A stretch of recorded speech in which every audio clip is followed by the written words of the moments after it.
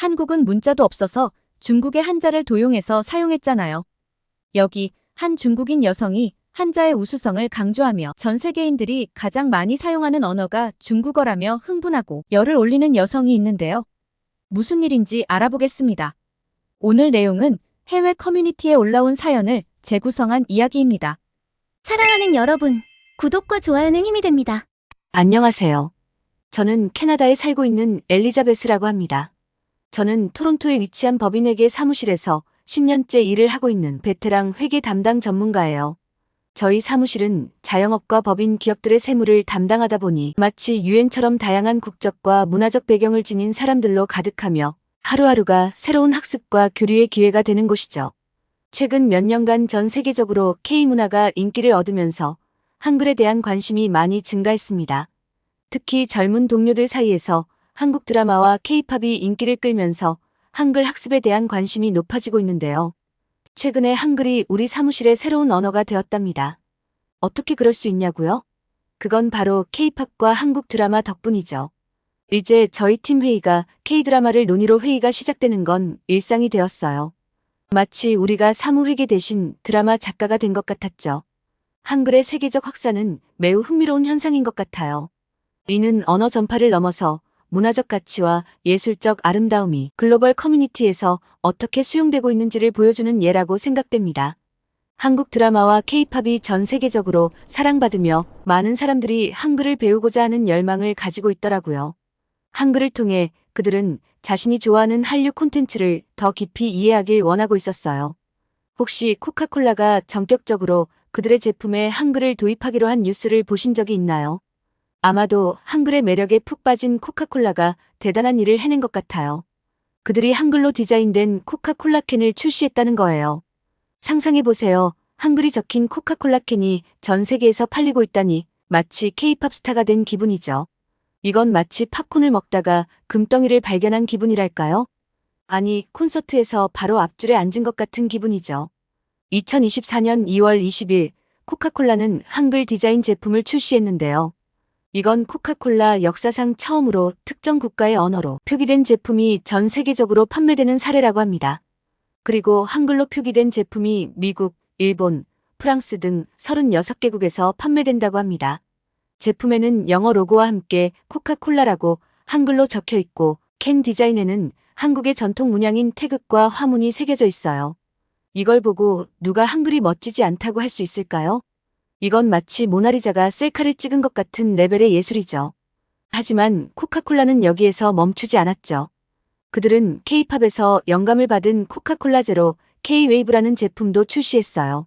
이 한정판 제품은 복숭아 맛이 나며 패키지는 K-팝 콘서트를 각 방문한 팬의 흥분을 시각적으로 표현하고 있어요. 코카콜라는 이 제품으로 음악, 패션, 기술을 결합한 새로운 경험을 전 세계 팬들에게 제공하고자 하려는 것 같았어요. 이 모든 것은 코카콜라가 글로벌 문화 트렌드에 발맞추어 혁신적인 방식으로 소비자와 소통하려는 노력의 일환이었어요. 한글을 사용하여 제품을 출시한 것은 코카콜라가 지속적으로 진화하고 다양한 문화적 배경을 가진 소비자들과의 연결을 강화하려는 전략을 반영한 것이죠. 그러니까요, 다음번에 한글로 적힌 코카콜라 캔을 보게 되면 그것이 단순한 음료가 아니라 전 세계적인 문화 현상의 일부라는 걸 기억하세요. 누가 알겠어요. 아마 내일 점심에도 저희 사무실에서 그 캔을 마시며 새로운 K-팝 뮤직 비디오를 보고 있을지도 모르죠.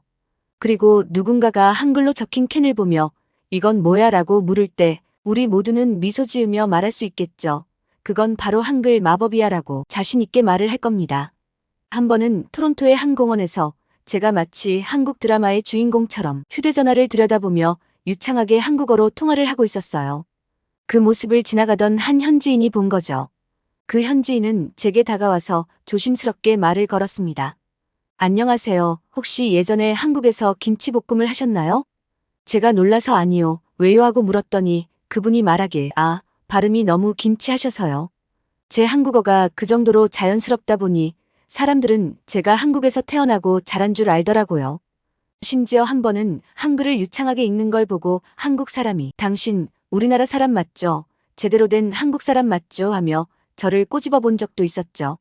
제가 아니요, 저는 한류 스타일을 따라 하고 있어요 라고 말하자 그분은 너무 놀라서 바로 세상에 진짜로 한류 스타일 마스터하셨네요 라며 감탄을 아끼지 않았죠. 정말로 한국을 사랑하는 마음은 태평양만큼 깊고 저의 한국어 실력은 고추장만큼 매콤하다고 할 수 있답니다. 한국어로 아재 개그를 하면서 저는 늘 즐겁게 웃으며 지낼 수 있어요. 이렇게 웃음 가득한 일상은 제게 늘 새로운 활력을 불어넣어줍니다. 저희 사무실엔 다국적 사람들이 많다고 했잖아요. 사실 저같이 무조건적으로 한국과 한글에 대해 긍정적인 사람이 있는 반면 모든 동료가 긍정적으로 받아들이는 것은 아닙니다. 예를 들어 우리 팀의 중국 출신 동료인 리는 한류의 인기에 대해 복잡한 감정을 가지고 있습니다. 그녀는 가끔 자신의 문화가 상대적으로 저평가된다고 느끼며 때로는 열등감을 나타내기도 하는데요. 중국인 리는 한류 문화를 매우 좋아하는 것 같은데 겉으로는 시기하는 말을 할 때도 많았죠. 리는 한류의 열성 팬이지만 때때로 한글과 한국 문화의 세계적 인기에 대해 복잡한 감정을 느끼는 것 같았어요. 그녀의 질투는 가끔 점심시간을 한국 드라마에 대한 토론으로 가득 차게 만듭니다. 한국 문화의 날을 준비하던 어느 날 린이 갑자기 말했습니다. 왜 항상 한국일까? 중국에도 멋진 영화와 음악이 많아. 그녀의 말에 잠시 침묵이 흘렀지만 곧 긴장감은 웃음으로 바뀌었고 린도 어색한 웃음을 지으며 자신의 모습을 감추려고 노력을 합니다. 린의 복잡한 감정은 한류에 대한 열정과 자신의 문화에 대한 애증이 만나는 지점에서 생겨난 것 같습니다. 한편으로는 BTS의 새 앨범 발매를 기다리며 초조해하고 다른 한편으로는 중국 드라마가 같은 수준의 인정을 받지 못해 아쉬워했죠. 저희 사무실에서는 전 세계 다양한 국가의 사업가들과 세무 및 회계 업무를 진행하면서 각국의 문화를 세심하게 이해하고 소통하는 것을 중요하게 여깁니다. 이런 문화적 소통은 서로에 대한 신뢰를 쌓고 지속적인 협력으로 이어질 수 있는 따뜻한 관계를 형성하는 데 기여하죠. 한국 문화에 대해서는 대부분의 국가에서 긍정적이고 따뜻한 반응을 보이는 가운데 중국에서의 반응은 조금 더 복잡한 양상을 보이는 것 같아요. 중국 내에서 한류와 한국 문화는 매우 인기가 있으며 많은 사람들이 한국 드라마, K-팝, 영화 등을 즐깁니다. 그러나 이러한 문화적 열광과는 별개로 일부 중국인들 사이에서는 한류에 대한 열등감이나 경계심이 매우 높게 감지되는 것 같아요. 제가 볼 때 이러한 심리는 복합적인 요인에서 비롯되는 것 같아요. 문화적 자긍심과 역사적 경쟁의식, 그리고 지역 간의 긴장감 같은 정치적 요소들이 얽혀 있기 때문이죠. 이러한 배경은 한류에 대한 강한 관심과 동시에 그것을 경계하고 때로는 평가절하하는 경향으로 이어질 수 있습니다. 한국 문화의 성공이 중국 내에서 자국 문화에 대한 위협으로 느껴지기도 하며 이로 인해 복잡한 감정이 교차되는 것 같아요. 분명 한류와 문화를 좋아하면서도 경계하고 탐탁치 않게 여기고 별것 아니라는 까라 뭉개는 발언을 정말 많이 하더라고요. 제가 볼 때 중국인들의 이러한 감정들은 빨리 개선되어야 된다고 생각을 하지만 솔직히 쉽지 않을 것 같아요. 왜냐하면 제가 오랫동안 지켜봤는데 한국인에 대한 열등감이 상상을 초월해 보였거든요. 저는 각국의 문화적 특성을 이해하고 서로의 차이를 존중하며 소중히 여겨야 된다고 생각을 해요. 자신이 존중을 받으려면 먼저 존중을 해야 하는데 중국 사람들은 유독 한국에 관해서는 집요할 만큼 냉담했어요. 그런데 재미있는 건 한국은 별로 신경을 쓰지 않고 관심도 별로 없는 것 같은데 중국 본인들만 열을 올리고 분을 참지 못하는 광경을 많이 보니까 제3자 외국인 입장에서 도저히 이해가 되지 않더라고요. 이런 공통적인 열등감의 현상은 유난히 중국 사람들이 가지고 있는 한국 사람에 대한 높은 피해 의식이 있다는 결론을 내렸어요. 얼마 전 코카콜라 캔에 한글이 표기되어 출시된다는 소식을 듣고 리는 살짝 당황하는 모습이었습니다. 리는 묻지도 않은 채 갑자기 흥분을 하며 이야기를 시작했습니다. 예전에 한국은 오랫동안 자기 나라에 문자가 없어서 중국의 한자를 사용했었죠. 지금도 한자를 사용하는 사람이 많잖아요 라며 한자의 우수성을 강조하면서 한글을 깎아내리는 듯한 뉘앙스를 풍겼습니다. 이에 대해 저희 사무실에 자주 놀러오는 한국인 서영 씨가 조용히 대답했습니다. 맞아요. 한국은 세종대왕이 한글을 창제하기 전까지는 한자를 사용했었죠. 하지만 그때는 한국만의 문자가 없던 시절이고 이후 한글은 말과 소리를 동시에 표현할 수 있는 세계에서 가장 독창적인 문자로 인정받고 있습니다. 그러면서 서영 씨는 현재 전 세계에서 한류 문화가 얼마나 큰 인기를 끌고 있는지 그리고 젊은이들 사이에서 한국어 학습이 얼마나 인기 있는지에 대해 설명했습니다. 리는 그 말을 듣고는 세계에서 가장 많이 사용되는 언어는 중국어입니다. 15억 인구가 중국어를 사용하고 한자를 쓴다는 건 중국어가 얼마나 위대한 언어인지 보여주는 거죠. 라며 강하게 반박했습니다. 그러자 서영 씨는 미소를 지으며 대응했습니다. 그 15억은 중국 전체의 인구를 포함하는 숫자이기 때문에 그들이 중국어를 사용하는 건 당연한 일입니다. 인구수로 언어의 우수성을 비교하는 건 의미가 없어요. 중국어를 사용하는 다른 나라는 몇 곳이나 되죠? 코카콜라가 만약 한자가 더 파급력 있고 사람들에게 어필할 수 있다면 왜 한글을 사용할까요? 서영 씨는 이렇게 말하며 한글의 우수성과 인기를 강조했습니다. 두 사람의 대화가 점점 열띤 감정 싸움으로 번질 기미를 보이자 저는 빠르게 중재를 하기로 했습니다. 두 사람은 서로에게 어색하게 사과하며 린이 먼저 솔직한 감정을 표현했습니다. 사람들이 중국에 대해 이야기할 때 땅은 크지만 마음은 좁다거나 거짓말과 짝퉁 제품의 나라라고 비판하는 것을 들을 때 정말 마음이 아프고 속상했어요. 한국은 찬사를 받고 있고 한류가 너무 뛰어나서 부러웠어요. 중국과 한국은 지리적으로 가깝고 중국이 더 크고 강하다 보니 항상 한국을 비교하며 자존심이 상했던 거죠. 린의 솔직한 심정을 듣고 나서 저는 린에게 한국어 학습에 대해 물었고 그는 열정적으로 배우고 싶다고 답했습니다. 이로써 두 사람 사이의 긴장은 해소되었고 더 이해하고 배려하는 방향으로 대화가 이어졌어요. 하지만 처음 사무실에서 한글을 배우기 시작했을 때 린은 처음엔 별 관심을 보이지 않았었죠. 하지만 한글의 과학적이고 체계적인 구조를 알게 된 후 그녀는 호기심을 숨기지 못했는데요. 그녀가 안녕하세요 라는 한글 메모를 내 책상 위에 남겼을 때 나는 그녀가 복잡한 감정을 어떻게 한 글자에 담았는지 이해했습니다. 린은 이제 한글에 점점 더 매료되고 있어요. 그 과정에서 자신의 문화적 자부심과 다른 문화에 대한 개방성 사이에서 균형을 찾아가고 있다. 우리는 서로의 문화를 함께 경험하며 차이를 넘어 서로를 이해하고 존중하는 법을 배우고 있습니다. 린과 한국을 좋아하는 저의 관계는 문화적 교류의 아름다운 사례로 진정한 우정으로 성장하고 있습니다. 린이 한글을 배우기 시작했을 때 그녀는 마치 얼음 위에서 스케이팅하는 것처럼 불안정하고 조심스러워했어요. 한글에 처음 발을 들였을 때 그녀는 자신의 감정을 정확히 몰랐고 한류의 인기에 대해 복잡한 심경을 가지고 있었죠. 그러나 점차 한글의 매력에 빠져들면서 그녀의 심리적 여정에 새로운 장을 열었습니다. 린이 첫 한글 수업에서 가나다라를 연습하던 중 한글의 흥미진진한 복잡성에 한순간 허를 찔렀죠. 그는 자신도 모르게 한국어로 진땀을 빼며 외쳤어요. 아이고, 이건 마치 외계어 해독하는 것 같아. 한글의 퍼즐 같은 구조에 놀란 그의 표정은 마치 SF 영화의 탐험가가 된 듯 했는데요. 그의 이 재치 있는 한마디에 주변에서는 웃음이 터져나왔고 갑자기 분위기는 코미디쇼처럼 활기차게 변했죠. 첫 수업이지만 린은 이미 한글과 친근한 첫걸음을 뗀 셈이었죠.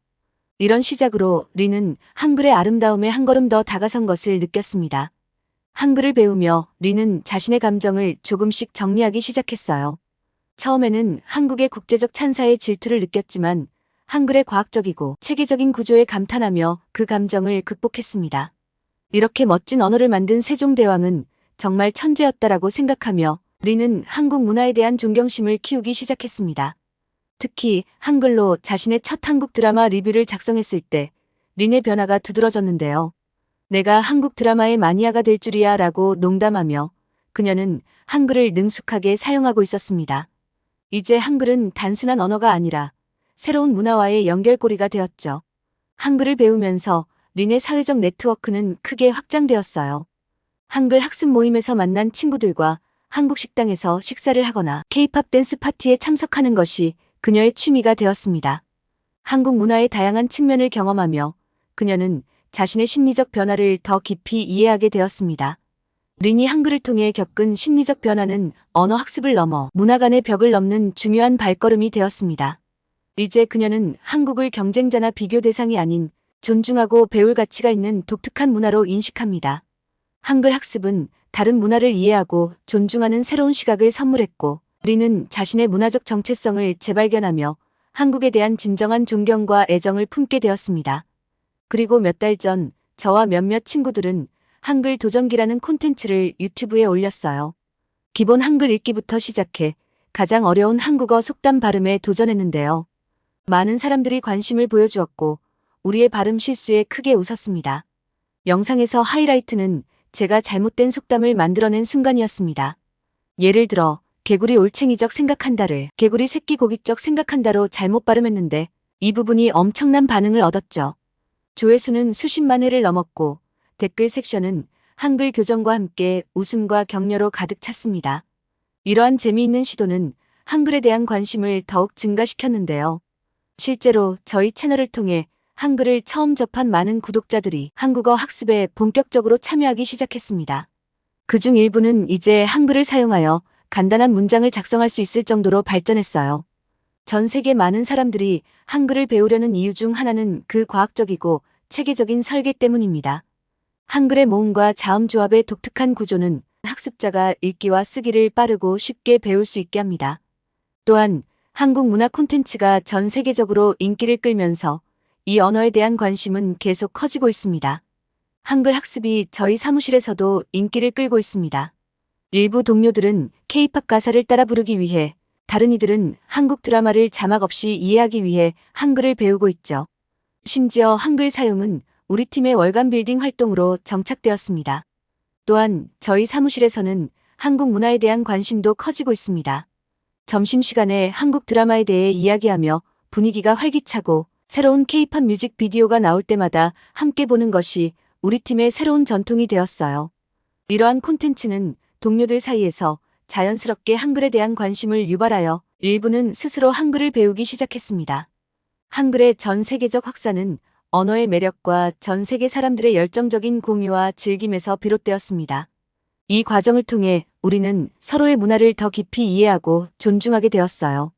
한글 학습은 새로운 언어 능력을 넘어 새로운 문화와의 교류를 통해 세계를 더 풍부하게 경험하는 방법인 것 같아요.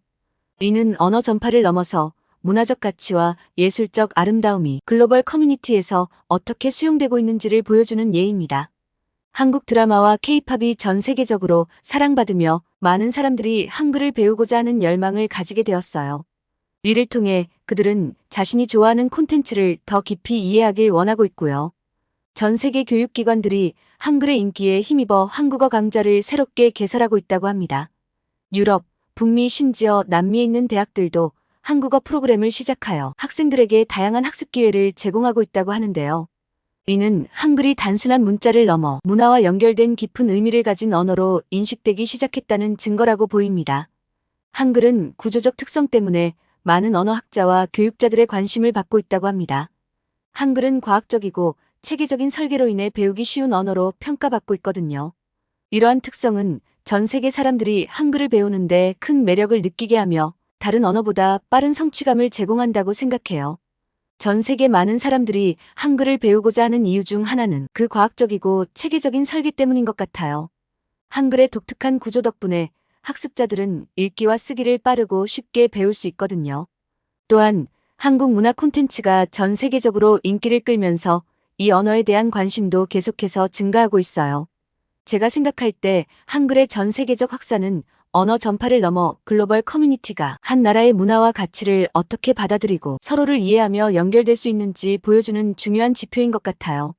저도 한글 학습을 통해 많은 것을 배우고 있으며 이를 통해 한국 사회의 다양성과 풍부함을 느끼고 있었거든요. 지금도 캐나다 곳곳에 K-팝과 한국 드라마 그리고 한글이 정말 눈에 많이 보입니다. 한 번씩 미국에 있는 친구와 이곳 친구들이 1년에 2번 정기 모임을 하면 대부분 이런 말들을 합니다. 아마 20년 이상은 계속 한류가 세계를 지배할 것 같다는 말을 하면서 친구들의 마지막 말은 항상 부럽다고 합니다. 한국어와 한글을 자유자재로 말하는 제가 제일 부럽다고 하네요. 어쩌면 저는 운이 매우 좋은지도 몰라요. 영어가 세계의 공용어로서 자리를 잡고 있지만 한국어와 한글이 그 자리를 차지할 가능성도 배제할 수 없거든요.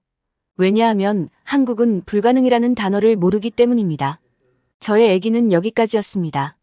시청해주셔서 감사합니다.